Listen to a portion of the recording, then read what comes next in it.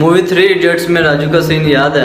उसके फादर बीमार, घर की फाइनेंशियल कंडीशन और ऊपर से कॉलेज के एग्ज़ाम्स। इस सब हालात में उसका दिमाग सिर्फ यही सोचता था कि अगर जॉब ना मिली तो, अगर मैं एग्ज़ाम में फ़ेल हो गया तो घर वालों को कौन संभालेगा। और उसकी यही ओवर थिंकिंग इतनी बढ़ती गई कि वो डिप्रेशन में चला गया और डिप्रेशन में आके एक पॉइंट पे उसने सुसाइड अटैम्प्ट कर लिया।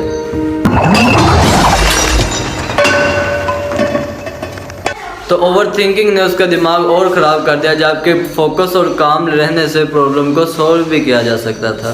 सिंपली समझो ये ओवर थिंकिंग होता क्या है। ओवर थिंकिंग तुम्हारे दिमाग का एक ऐसा ब्राउज़र है जिसमें 100 टैब्स ओपन होते हैं, सभी लोड हो रहे होते हैं लेकिन काम कोई नहीं कर रहा होता। यह सिर्फ एक मेंटल ट्रैप है और ये तब होता है जब आपके माइंड को क्लैरिटी नहीं मिलती। ये छोटी छोटी चीज़ों का वर्स्ट केस सिनेरियो इमेजिन करता है और छोटी सी प्रॉब्लम को भी पहाड़ बना देता है। और इसकी वजह सिंपल है, स्ट्रेस, फेयर ऑफ फेलियर और कॉन्फिडेंस की कमी। जब आपके अंदर कॉन्फिडेंस नहीं होता तो ओवर थिंकिंग जैसी चीज़ें आपके दिमाग में पैदा होती ही रहती हैं और इसके नुकसान भी बहुत बड़े हैं। यह आपकी नींद को ख़राब करता है, आपकी प्रोडक्टिविटी को 40% तक गिरा देता है। ओवर थिंकिंग से एंजाइटी और डिप्रेशन के दरवाजे खुल जाते हैं और सबसे बड़ा ये है कि आप अपनी एनर्जी को फ्यूचर पॉसिबिलिटीज़ पे वेस्ट करते हो जब प्रेजेंट में एक्शन लेने के बजाय। और हाँ, कुछ लोग तो राजू की तरह गलत स्टेप भी उठा लेते हैं। लेकिन गुड न्यूज़ ये है कि आप अपनी ओवर थिंकिंग को ख़त्म कर सकते हो, वो भी बिल्कुल जड़ से। इसका वजूद ही आप मिटा सकते हो ओवर थिंकिंग का, वो भी 3 सिंपल रूल्स के साथ। तो मैं आपको बताने वाला हूँ ऐसे 3 गोल्डन रूल जिनको अपनी ज़िंदगी में अप्लाई करने से आप ओवर थिंकिंग को बिल्कुल जड़ से ख़त्म कर सकते हो। तो वीडियो को आगे बढ़ने से पहले और ये 3 गोल्डन रूल सुनने से पहले वीडियो को लाइक और सब्सक्राइब ज़रूर कर दो ताकि ऐसा इन्फॉर्मेटिव कंटेंट आप तक पहुँचता रहे। तो इस फार्मूले का नेम है 3R rules. Are number 1, recognise. सबसे पहले पहचानो कि वाकई आप ओवर थिंकिंग कर रहे हो।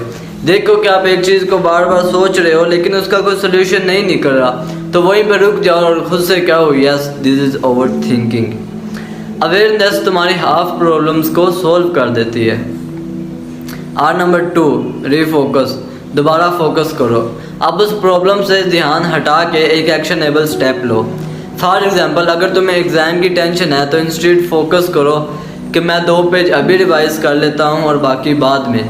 मतलब ज़्यादा सोचने से अच्छा एक छोटा प्रैक्टिकल स्टेप उठाओ, ये आपकी ओवर थिंकिंग को कम करता है। R number 3, release.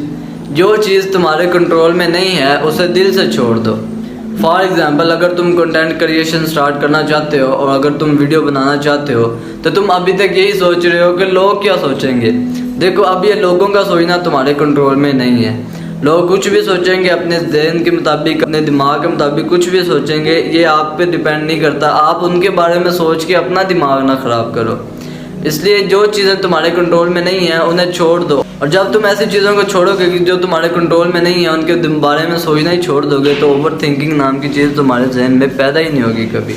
तो फाइनल लाइन ये है कि ओवर थिंकिंग आपकी तब ख़त्म होगी जब आप अवेयरनेस प्लस एक्शन प्लस लेटिंग गो का कॉम्बो यूज़ करोगे और फिर ही आपकी ओवर थिंकिंग ख़त्म होगी।